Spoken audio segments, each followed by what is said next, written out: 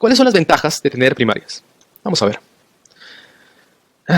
Lo que ocurre hoy en día es que tenemos candidatos al Congreso de un mismo partido, pero como los escogemos con voto preferencial doble en las elecciones generales, entonces, ¿qué ocasionamos?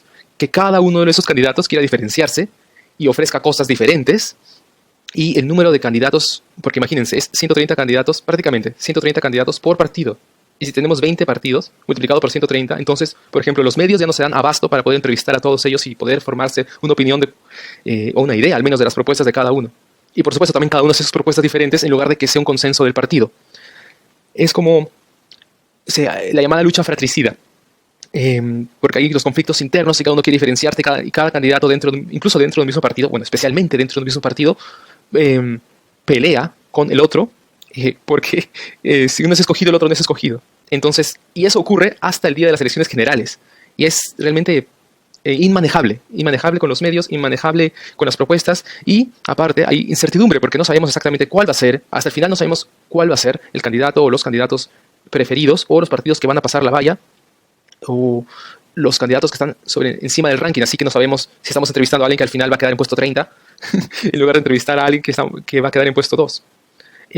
Y cómo, por ejemplo, también se da el caso de que una vez escogidos una vez que tenemos ya los virtuales congresistas, ahí recién empieza a salir de que tal persona tenía alguna demanda o algún proceso pendiente, pero como no estaba en el radar, entonces no nos habíamos enterado de eso, y la gente, sin saber ello, sin estar suficientemente informada, votó por esa persona y ahora ya se convirtió en virtual congresista.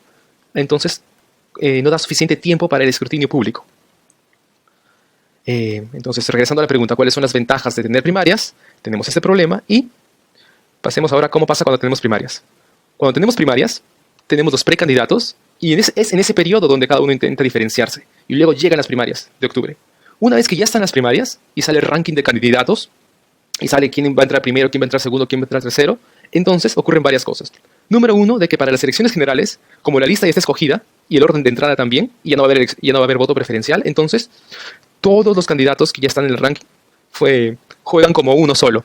Ahora sí todos apoyan a que las personas voten por el partido, ya no es vota por mí, sino vota por el partido.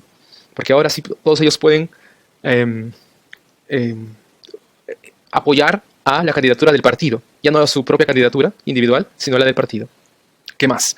Entre las elecciones primarias y las elecciones generales hay 6 meses.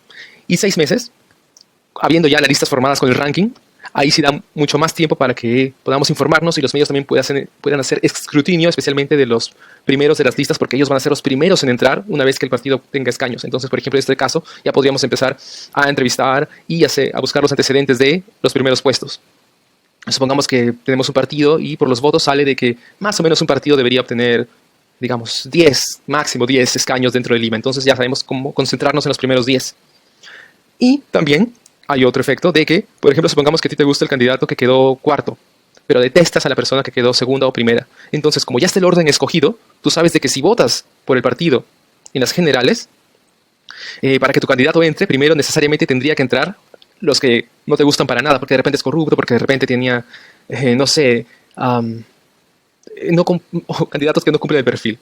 Imagina que tuvieses que el número 1 hubiese quedado Malfoy y que Harry es el número 3. Primero tendría que entrar Malfoy para que entre Harry. Entonces ahí eso te ayudaría también a decidir tu voto en las generales, donde solamente se escoge el partido. Porque una vez que llegas a las generales, solamente votas por el partido, y el orden de entrada es necesariamente el orden